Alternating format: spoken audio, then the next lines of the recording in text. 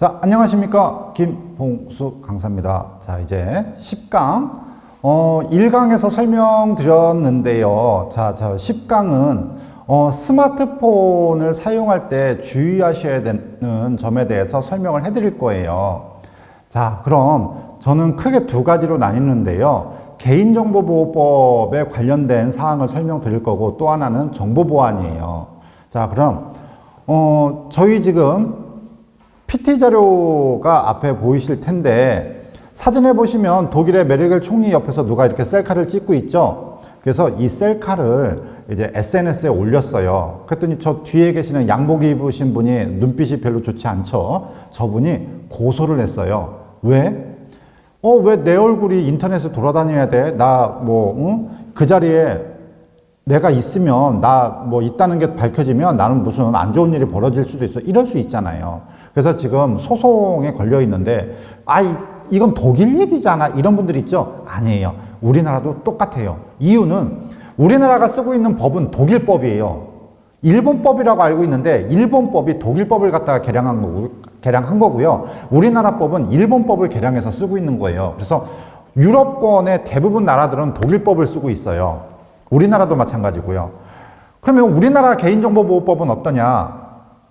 똑같아요. 제가 만약에 셀카를 찍었을 때 제 얼굴만 나와야지 뒤에 있는 사람의 얼굴이라던가 자동차 남바라던가 상호라던가 이런 게 절대 나와서는 안 돼요. 그게 우리나라 개인정보보호법이에요. 우리 스마트폰에 보면 셀카를 딱 찍었을 때 제 얼굴은 예쁘게 나오고 뒤에는 배경이 안개처럼 흐리게 나오는 기능이 있죠. 그 기능이 셀카 잘 나오라고 나온 기능이 아니고요. 개인정보보호법에 맞게 셀카를 찍으라고 나온 기능이에요. 그러니까 앞으로 사진을 찍으실 때 우리 가족이야 이런 건 상관없겠죠. 그렇지만 저하고 아무 상관없는 타인의 얼굴 혹은 차 남바 혹은 이 물건만 봐도 누군지 딱 지칭 가능해. 이런 거는 절대 올리시면 안 돼요. 개인정보는 누군지 지칭 가능하면 그 살아있는 사람의 정보, 그러니까 살아있고 누군지 지칭 가능해. 이건 모두가 다 개인정보에 들어가니까 타인의 얼굴, 자동 이런 거 절대 나오시면 안 돼요. 자, 두 번째 사진 보시면 여행객이 이렇게 하고 사진을 찍고 있죠. 작년에 어느 한 해커 업체에서 발표를 한 건데 사진에서 지문을 추출할 수 있는 그런 프로그램이 개발이 됐어요. 그리고 요즘 아이폰도 그렇고 삼성 갤럭시도 그렇고 카메라가 얼마나 좋아졌어. 그죠? 이렇게 하면 지문 추출이 가능해요. 그러니까 앞으로 이걸 하지 마시고 나 꼭 이걸 해야 돼. 그러면 이렇게 하세요. 혹은 우리 또 이것도 많이 하죠. 절대 하지 마세요. 지문 추출 당해요. 자, 주의하셔야 되고요. 자, 보시면 우리 전 강에서 했던 SNS에 보면 페이스북도 하고 인스타그램도 하고 여러 가지를 하죠. 그러면 봤을 때 이제 앞으로 저도 누구한테 친구 맺자고 하겠지만 다른 사람도 저한테 친구 맺자고 이렇게 와요. 자, 보면 왼쪽에 사진 보면 김슬기님, 이지영님, 윤석경님, 김혜희님, 미진권님 여러분들이 계시죠. 예뻐요. 특징은. 그리고 이분들이 저한테 친구 맺으면 아유 좋다고 또 수락을 딱 누르네. 그러면 수락을 했을 때 이 사람들이 저한테 어떤 작업을 하느냐 둘 중에 하나예요. 채팅을 할 거예요.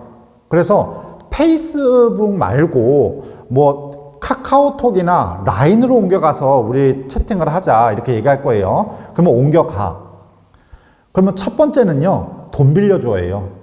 한 달 정도 진짜 애인처럼 얘기를 하다가 저 미국 사람인데 혹은 저 중국 어디에 있네 일본 사람인데 너를 보러 가고 싶어. 근데 갑자기 카드가 막힌 거야.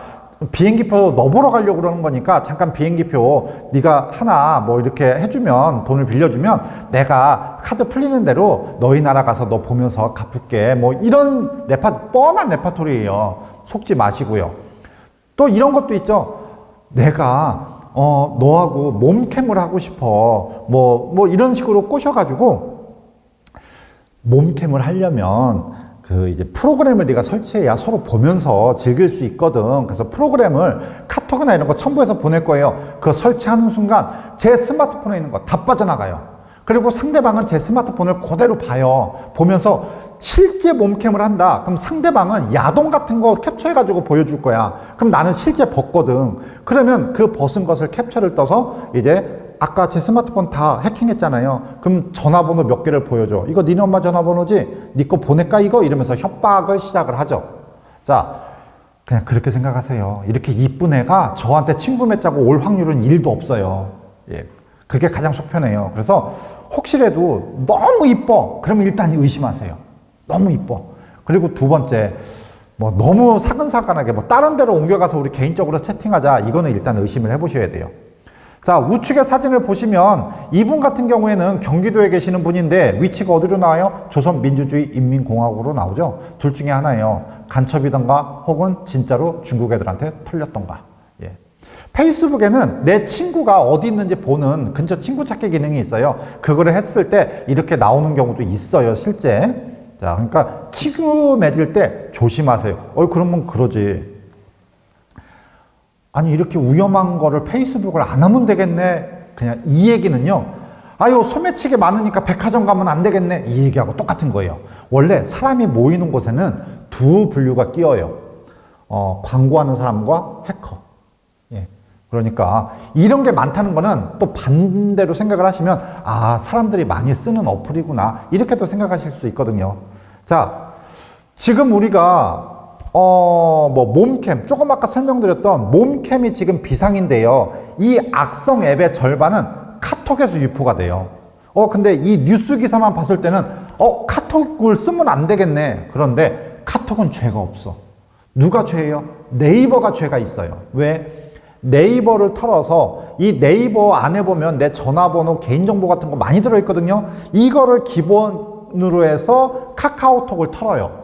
그 다음에 카카오톡에서 몸캠 같은 거 제가 아까 하지 말라고 그랬죠. 그 시도를 해서 이 사람에게 뭐 이걸 떴어. 그러면 또 네이버를 가서 네이버에 있는 제 개인 전화번호나 이런 거를 캡처를 떠서 협박을 시작을 되는 거죠. 그러면 이거를 막는 방법이 없을까라고 얘기들을 하시는데 막는 방법은 가장 간단한 방법은요. 네이버 로그인을 하세요. 그러면 내 정보가 있을 거예요. 내 정보 안에 들어갔을 때 우측 상단에 이렇게 보안 설정이 나와요. 보안 설정에 들어가면 저하고 똑같은 창이 열려요. 여기서 제일 중요한 거 2단계 인증을 꼭 ON을 해놓으세요. 2단계 인증. 이게 무슨 얘기냐면 제 스마트폰에 네이버가 설치돼 있죠. 모두 다 설치돼 있을 거예요. 저 없는데 설치하세요. 현재 우리나라에서 어플 다운로드 수 1위가 네이버예요. 네이버 안 쓰는 사람은 없어요. 그러면 2단계 인증을 해주면 어떻게 되느냐? 타 지역에서 제 아이디로 네이버 아이디로 로그인을 딱 했을 때 스마트폰이 알려줘요. 야 누군가 네 아이디로 로그인을 하고 있는 것 같은데 네가 맞으면 얘를 눌러주고 네가 아니면 아니요를 눌러줘. 이런 메시지가 뜰 거예요. 그게 바로 2단계 인증이에요. 꼭 켜놓으세요. 꼭 잊어먹지 마시고. 자, 스마트폰에 문자 메시지로 이렇게 인터넷 URL이 첨부돼서 오는 경우가 있어요. 자, 볼게요. 첫 번째, 대한통운에서 너한테 택배가 왔는데 집에 사람이 없어. 그래서 반송하려고 그래. 자, 네 물건이 맞는지 한번 봐봐. 이렇게 메시지가 오는 거예요.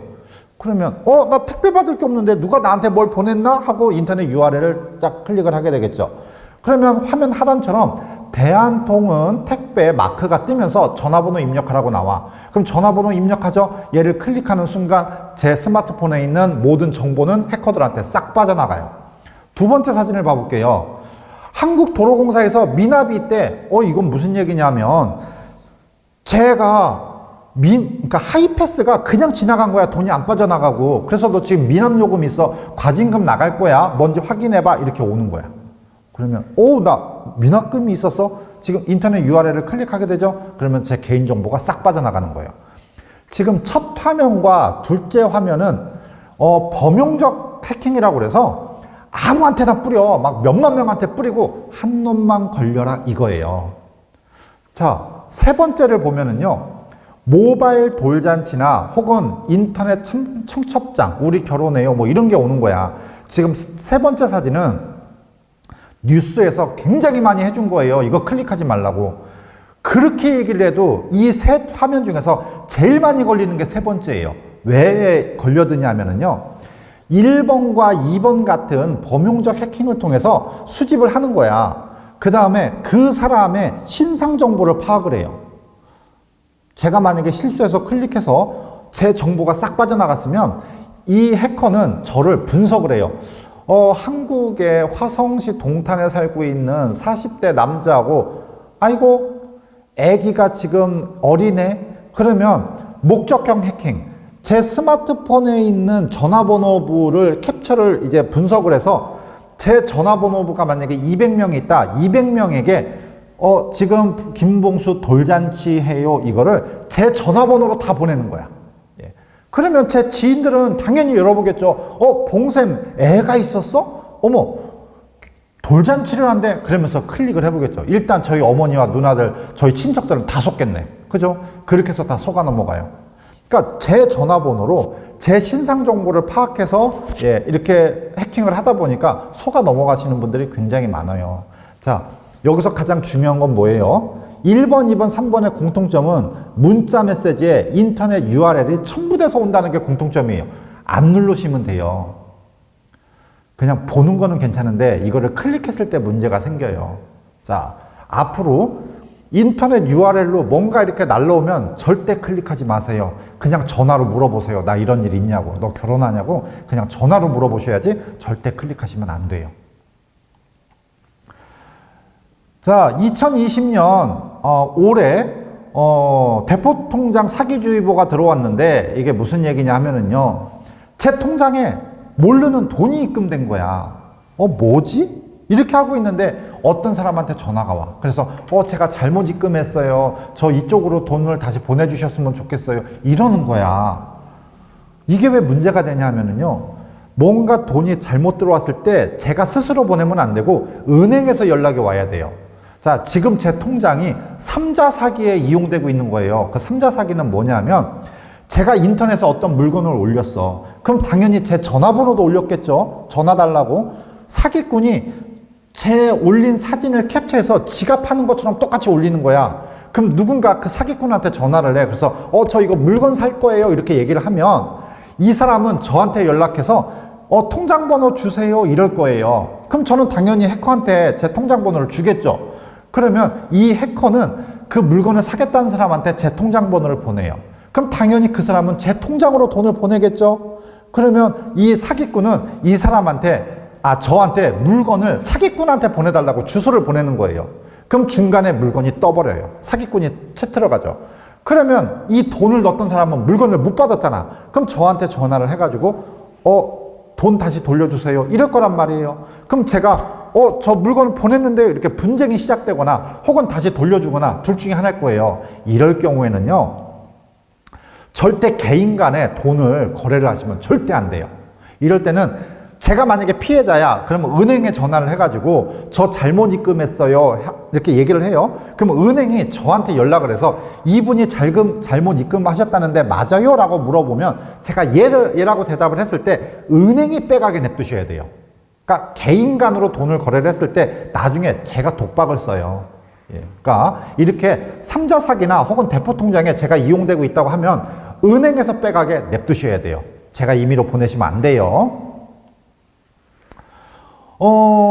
올해 주진모 사건이라고 뉴스에서 좀 많이 다뤘던 내용 중에 하나인데, 주진모 씨가 해커한테 협박을 당했어요. 네 거 삼성 클라우드에 있는 네 여러 가지 사진이 있는데 이거 언론에 공개할까? 4천만 원만 입금해. 그러면 우리가 이거 공개 안 할게. 이렇게 협박을 했는데 주진모 씨가 해라 이렇게 얘기했어요. 그러니까 주진모 씨가 생각했을 때는 한 번 돈 입금해둔다고 끝날 것 같지가 않았던 거야. 그리고 자기 사진 안에 뭐 중요한 게 있겠어요? 뭔가 있었으면 안 했겠죠.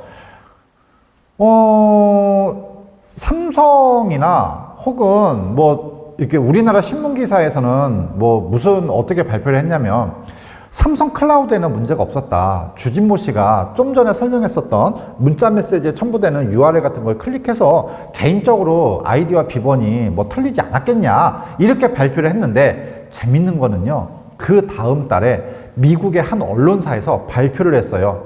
저희가 의심하고 있는 거는 삼성 갤럭시 안에 들어있는 치유 360이라는 어플이 문제가 되는 것 같다라고 발표를 했어요. 그럼 치유 360이 뭐냐? 백신.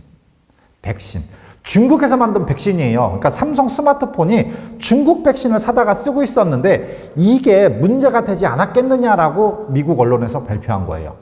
즉 중국 프로그램은 위험하다는 얘기죠.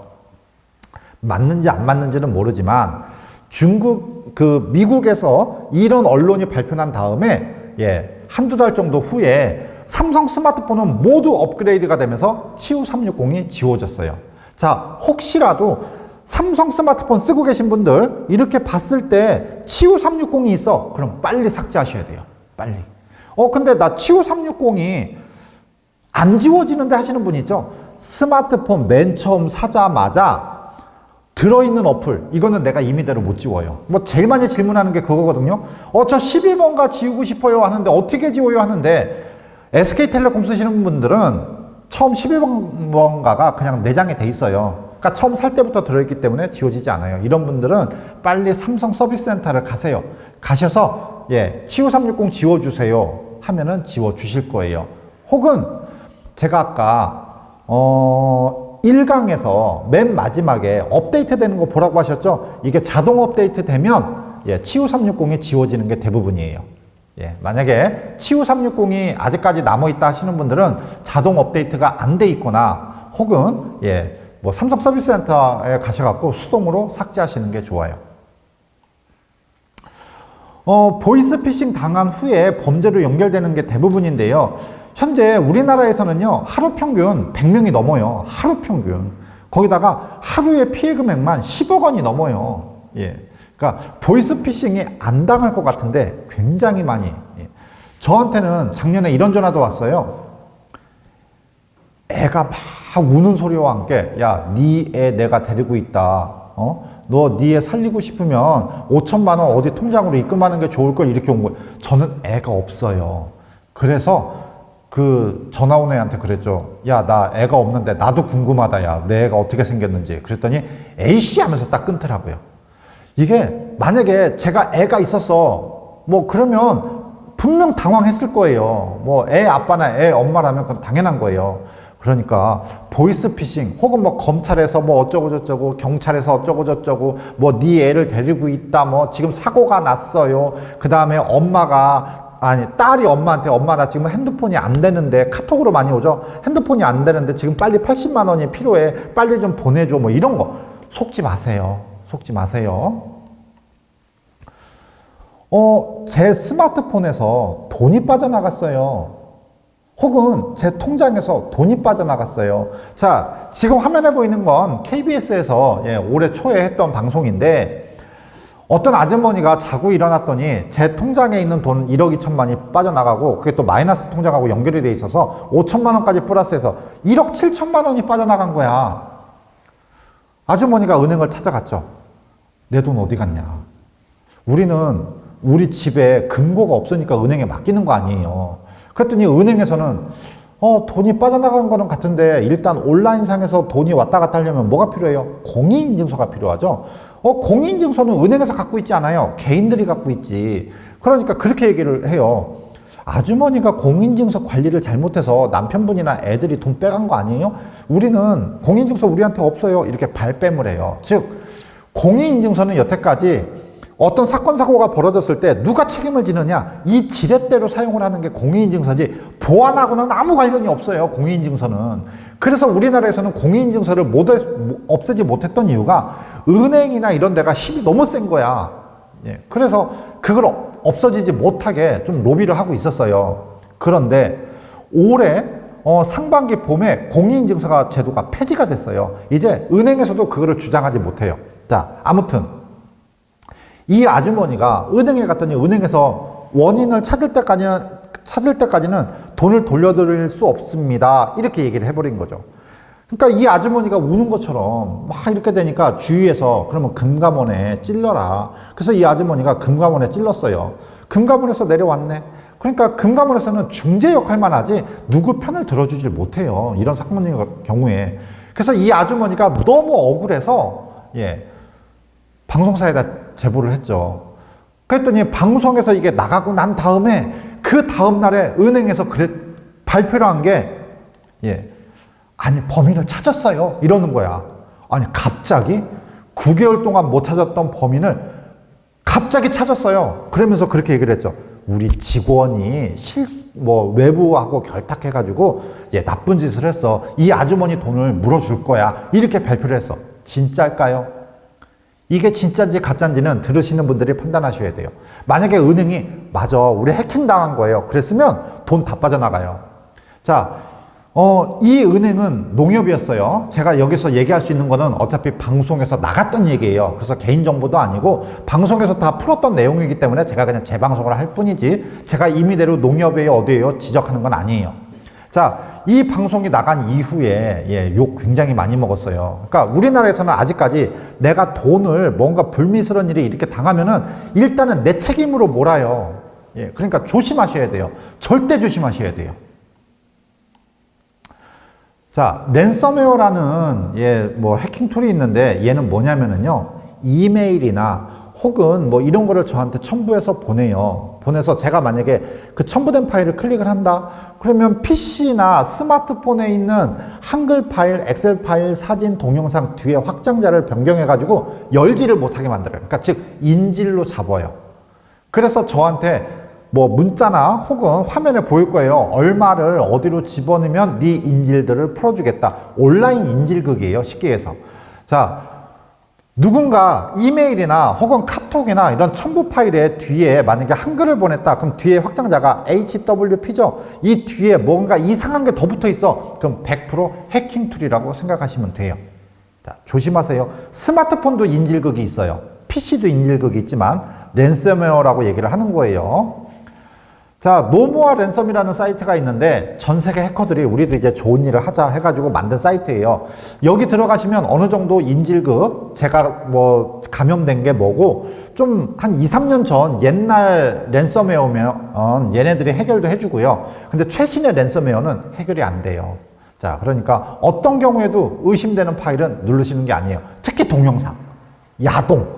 친구가 혹은 조금 아는 안면 있는 사람이 야동을 첨부해서 보냈어. 카톡이나 메일로 절대 클릭하시면 안 돼요. 자, 이것만이 물어보세요. 개인정보보호법과 일반법. 그러니까 택시기사와 혹은 이런 사건이 있었다. 제가 그 경기도경찰청에 수업하고 나왔는데 저는 항상 제 전화번호를 뒤에 뿌려요. 그래서 궁금하신 거 있으면 전화 주세요. 한 수사관이 경찰분이 전화를 주셨어요. 쌤, 궁금한 게 있어요? 그러더라고. 뭔데요? 그랬더니 택시기사가 어떤 아주머니가 이 택시에 보면 앞에 면허증이 걸려 있죠. 이 면허증을 퍼갔대. 사진 찍어갔대. 신고하겠다고. 그러니까 택시기사 입장에서는 진짜 신고 들어가면 자기한테 큰 불이익이 있을 것 같은 거야. 그래서 경찰서에서 와서 이 아주머니가 내 개인정보를 사진 찍어 갔어요 라고 신고를 하러 온 거야. 그러니까 경찰 입장에서는 이거 맞는 것도 같고 아닌 것도 같고 이거 신고를 받아야 돼 말아야 돼 이렇게 되니까 판단이 안 서니까 저한테 자문을 구한 거예요. 그럼 얘는 어떻게 해야 될까? 일단 이 택시기사의 면허증을 우측에 왜 거는지부터 봐야 돼요. 이게 재밌는 게 있는데요. 요즘 젊은 친구들은 몰라요. 저희처럼 40대 넘어가는 사람들은 알 거예요. 예전에 시골에 있는 여자분들이 서울역으로 상경을 해 취업을 하러. 그럼 구로공단이라는 데가 있어. 지금은 디지털 단지로 바뀌었지만 옛날에는 거기가 이렇게 좀 여자분들 남자분들 이렇게 생산 단지였죠. 구로공단에 가려니까 가는 방법은 셋 중에 하나예요. 택시, 지하철, 버스. 근데 옛날에도 그렇고 지금도 그렇고 이제 지방에서 올라오신 분들이 서울 지하철 노선을 보면은요 이렇게 보여요. 이렇게 우리 눈에는 이게 서울 이렇게 보이지만 처음 보시는 분들은 이렇게 보여서 못 찾아요 그거. 자, 그러면 버스를 타야 돼. 버스 타시는 분들은 노선을 알아야 될 거 아니야. 20년 전에. 그러면 마지막 수단은 택시죠. 그래, 오늘 돈 벌러 왔으니까 택시 타지 택시를 타. 재밌는 거는요, 택시를 타면 그 택시 탄 분들 중에 5명 중에 1명은 중간에 없어져요. 왜? 인신매매. 우리나라가 인신매매가 없어진 지 채 20년도 안 됐어요.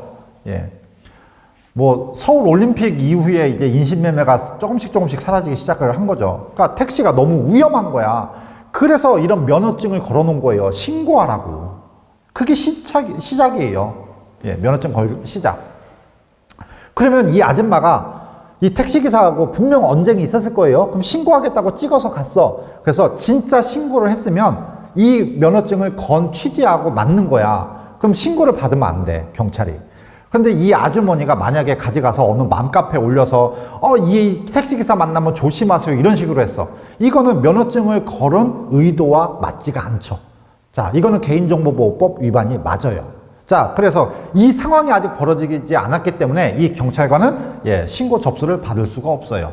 근데 만약에 뭔가 이 아주머니가 일을 일으켰어. 그럼 그때 받으시면 되는 거죠. 자, 지금 얘기는 개인정보보호법은요. 정보통신법, 신용정보법, 금융거래법, 의료법, 문수법, 여러 법이 있어요. 이 법에서 개인정보보호법을 조금씩 다루고 있는데 이게 디테일하지를 못해요. 그러니까 개인정보보호법을 따로 만들어서 이 법률, 일반 법률을 집행을 하는데 뭔가 개인정보 내용이 없는 거야. 그럼 옆에서 도와주는 법이 개인정보보호법이에요. 그리고 개인정보보호법과 일반법이 상충이 되면 일반법이 우선권을 갖고 있어요. 자, 이런 정도 상식만 가지고 있어도 개인정보보호법이 만약에 사회생활을 하실 때 이 법은 이런 건데 이 법은 이런 건데 했을 때 약간 기준을 잡는데 어느 정도 도움은 되실 거예요. 개인정보보호법은 일반법을 이렇게 서포트해주는 법이고 독립성도 갖고 있어요. 왜? 일반법이 개인정보보호법을 대부분 다루고 있지 않기 때문에 독립성도 있지만 일반법이 우선권을 갖고 있다는 거 상식으로 알고 계시면 좋을 것 같아요. 제가 만든 창작물에 대한 법적 권리를 갖고 있는 거, 이게 저작권이고, 이 저작권에 위배되는 행동, 그러니까 저작권을 갖고 있는 사람한테 허락을 받지 않고 쓰는 거, 허락이라면 돈 내라 소리예요. 자, 이거를 불법 소프트웨어 혹은 저작권 위반이라고 하죠. 자, 볼게요. 지금 사진처럼 공문이 날라오는 거야. 이메일 혹은 팩스로 공문이 날라와. 그래서 내용은 대부분 똑같아요. 네가 지금 우리 한글을 쓰고 있는 것 같은데 일주일 시간을 줄게. 일주일 안에 우리한테 네가 구입한 영수증이나 라이센스를 보내와. 근데 만약에 너 안 보내지? 그럼 너 정품 쓰고 있는 거를 아닌 걸로 볼 거야. 그래서 고소 들어갈래. 이런 내용이에요. 그냥 LI 그리고 지워버리세요. 왜? 이건 겁주는 거예요. 그냥 무작위로 뿌려가지고 혼자 나 정품 안 쓰고 있는데 이거 어떻게 하지 전화 걸게 만드는 거예요. 이건 10,000명 20,000명 그냥 그날 무작위로 뿌리는 거니까 확률상 진짜 얘가 저를 고소할 확률은 10,000분의 1, 100,000분의 1도 안 돼요. 그러니까 무작위로 뿌려서 그냥 협박하는 거예요. 이건 그냥 무시하셔도 되고요. 혹시라도 나 이거 뭔가 이렇게 캥기는 게 있어 이런 분들은 빨리 한컴 혹은 윈도우 이걸 정품을 구비하셔가지고 갖고 계셨다가 나중에 오면은 나 정품 있어 이렇게 보여주셔도 돼요. 자, 그렇다고 불법을 종용하는 건 아니에요. 절대 정품을 쓰는 게 맞아요. 소프트웨어는 저작권이 보호가 돼야 되는 게 100% 맞는 거예요. 이거 조심하셔야 돼요. 한글이나 이런 워드 문서를 만드는데 네이버에서 무료 글꼴 치니까 예쁜 게 많은 거야. 이걸 가지고 문서를 만들어서 퍼뜨렸어. 그랬더니 고소가 들어왔네. 왜 그러냐면 네이버나 이런 데서 무료 PDF, 무료 글꼴 이렇게 무료자 들어가는 거는요. 개인들이 개인적으로 사용했을 때만 무료예요. 이걸 만약에 사업장, 그럼 여기서 교육청이나 관공서나 지자체나 혹은 이런 데는 사업장이에요 물어보는데 그런 곳, 학교도 마찬가지고 도서관도 마찬가지예요. 사업자 등록증을 걸고 영업하는 영업장에 들어가요. 그러니까 그런 것도 절대 무료 버전이라는 거를 건드리시면 안 돼요. 무료 버전이라고 하는 건 집에서만 쓰란 얘기예요. 집에서만. 그러면 여기서 질문이 집에서 우리 사무실에 가져갈 문서를 만들어서 불법이죠. 왜? 개인적 용도가 아니라 공적 용도이기 때문에. 그것도 불법이에요. 자, 이렇게 오는 경우 있어요. 이 문서는 어느 관공서에서 직원이 이지 PDF, 그러니까 PDF 파일이 없는 거야. 볼 수 있는 문서가. 그래서 네이버에서 이지 PDF라는 거를 딱 설치를 해가지고 5분 동안 그 PDF 문서를 보고 5분 안에 딱 지웠는데 이게 그 본사로 날아간 거야. 보통 이런 무료 PDF는요, 그러니까 무료 버전은 개인들한테 무료로 써라 이게 목적이 아니고요. 한 놈만 걸려라 이게 목적이 대부분이에요. 그 사람들은 뭐 땅 파서 장사해? 그러니까 맨날 하는 게 고소고발전이에요. 그러니까 그 공무원 직원분이 실수한 거예요. 자, 그랬더니 법무법인으로 팩스가 왔네. 예. 자, 이거는요, 법무법인에서 온 거는 벌써 고소가 들어간 거예요. 들어가서 변호사 선임한 거예요. 그러니까 이건 빼도 박도 못해요. 검찰 출두하셔가지고 합의 보셔야 돼요. 자, 아까처럼 이렇게 회사 이름으로 날라왔어. 이거는 회사에 날라왔을 때는 겁을 먹죠. 우리 불법 쓰고 있는데 이때는 빨리 정품 사셔가지고 저 정품 쓰고 있어요. 뭐 이렇게 해야 되겠지만 이렇게 법무법인으로 날라온 거는 방법 없어요. 가서 합의 보셔야 돼요. 예. 자, 메일이 이런 게 오는 경우가 있어요. 이거는 작년 해킹주의보인데 너 지금 내가 온라인에다 올려놓은 이런 이미지 파일을 개인적으로 쓰라고 올려놓은 건데 너 일할 때 사용했네? 우리 이 무단 네가 사용한 이미지 이런 거야. 만약에 확인 한번 해봐. 네가 쓴 게 맞는지. 이렇게 이메일 첨부돼서 오는 거야. 그러면 나 쓴 적이 내가 뭘 만들었지 이걸로 해서 클릭을 하게 되죠. 이게 해킹 툴이에요. 얘가 이미지가 아니고 이 이미지 안에 해킹 툴이 들어있어서 얘를 클릭하는 순간 제 거는 다 털리는 거예요. PC나 스마트폰에. 진짜 머리 좋아요, 얘네들. 예. 그러니까 이런 이미지 무단으로 사용하고 있습니다. 이런 메일이 오면 절대 건드리지 마세요. 자, 단속이 됐어. 그런 분이 있어요. 회사 생활 하시는 분들 중에 아니 내 손에 피를 안 묻히면 되지 해가지고 컴퓨터 아저씨를 불러. 그래서 저 한글 하나만 깔아주세요 하고 3만 원 드리고 보냈어. 근데 이게 단속에 걸려버린 거야. 그러면 단속원한테 그러죠. 저 제 손으로 안 깔았어요 이러는데 둘 다 걸려요. 뭐? 사용한 사람은 사용한죄 3년 5천만 원. 예. 설치한 사람은 유포죄 5년 5천만 원이에요. 그래서 요즘에는 컴퓨터 이런 가게들도 웬만하면 불법 소프트웨어 작업 안 해줘요. 왜? 그 5만 원 벌어보겠다고 이렇게 하다가 잘못하면 걸려 들어가는 거예요. 5년 5천만 원. 그래서 요즘에는 정품을 쓰시는 게 가장 속편한 방법이에요. 예.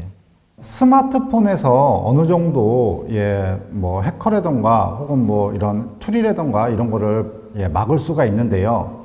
첫 번째, 스마트폰에서 기본 중에 기본은요.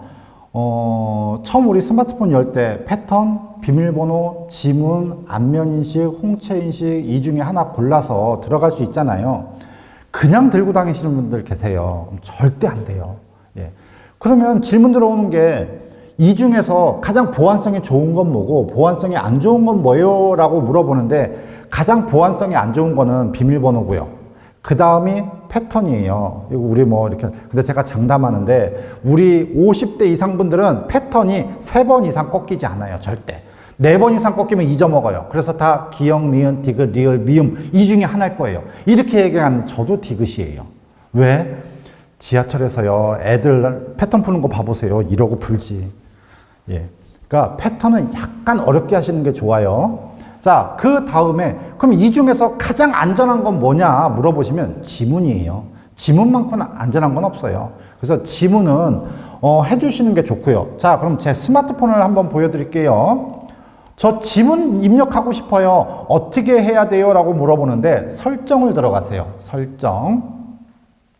자, 그러면 하단으로 조금만 내리시면 생체 인식 및 보안이 보일 거예요. 자, 이렇게 들어가요. 자, 저는 지금 얼굴 인식과 지문이 들어있어요. 만약에 나 지문이 현재 없어 하시는 분들은 이 지문란에 지문이 없다고 나올 거예요. 그러면 지문을 클릭하시고 얘네들이 시키는 대로 지문을 눌러주시는데 한 10번 누르셔야 될 거예요. 왜? 처음 누르고 또 옆면도 넣고 이렇게 하는데 얘가 또 질문이 들어오는 게 엄지손가락 하나만 넣을 수 있어요? 라고 물어보는데 넣고 싶은 대로 넣을 수 있어요. 10손가락 다 넣을 수 있으니까 지문 뭐 제일 많이 쓰는 거는 엄지손가락의 요 손가락이죠. 예. 이 손가락, 요 손가락, 이 손가락, 이 손가락 되는 대로 지문은 다 넣어주세요. 자, 그리고 어떤 스마트폰은 뒷면에 지문 인식이 있고요. 또 어떤 스마트폰은 앞면 하단 쪽에 지문 그냥 우리 액정에다가 넣는 게 있어요. 그렇게 지문은 한번 넣어주시는 게 좋고요. 또 패턴이 저 강사가 얘기하는 거 보니까 나 니은이야. 딱 한 번 꺾여.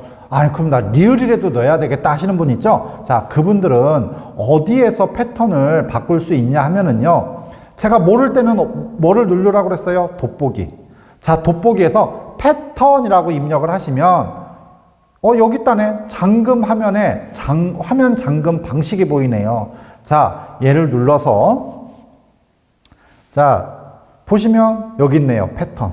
보이시죠? 자, 이걸로 디귿이냐 리을이냐 바꿀 수 있고요. 자, 비밀번호도 있어요. 비밀번호. 자, 비밀번호가 가장 보안성은 약해요.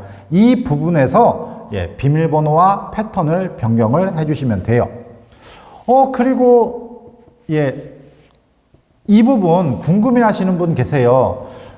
우리 여태까지 어플 설치할 때 권한 설정을 줬죠. 그러면 마이크 권한도 주고, 그 다음에 뭐 카메라 권한도 주고, 뭐 스피커 권한도 주고, 메모리 권한도 주고, 여러 권한을 주는데, 이 권한은 어디에서 봐야 돼요? 라고 물어보시는 분 계세요.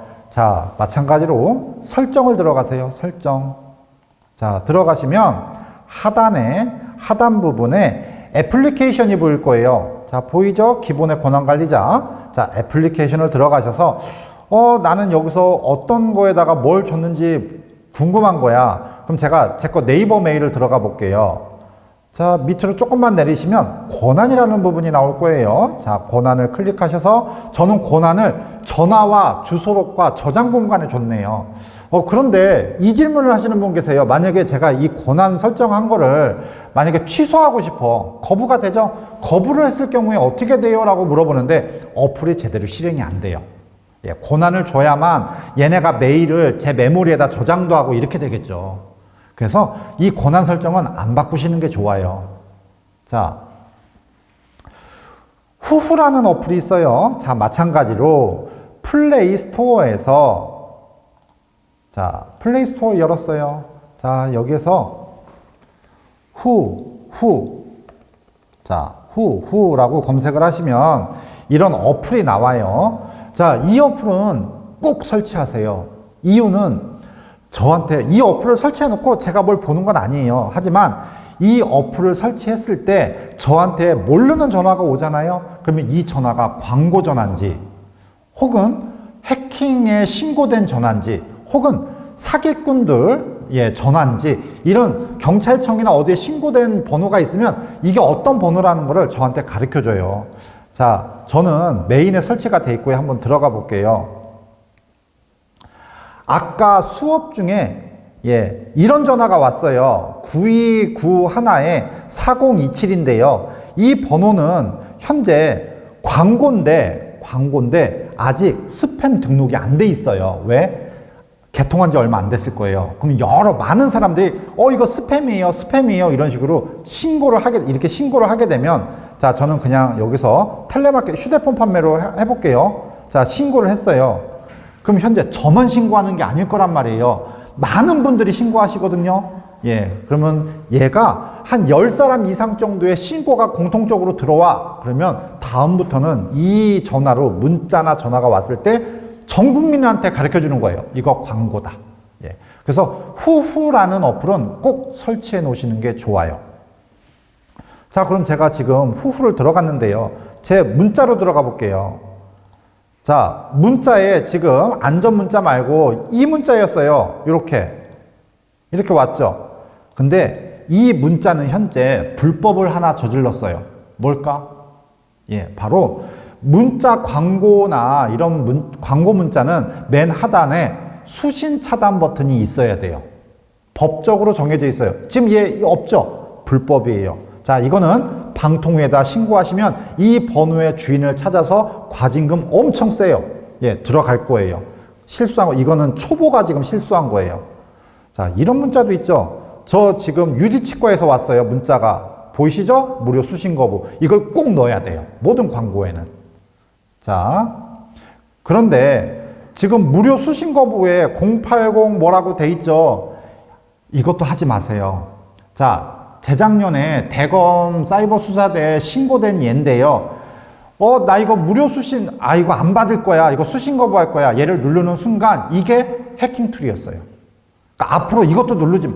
아니, 그러면 어떻게 차단하라는 얘기야? 간단해요. 자, 제가 이분, 지금 불법을 저지른 이분을, 수신 차단도 없잖아. 앞으로 받지 말아야 될 번호는 우측 상단에 메뉴바를 누르세요.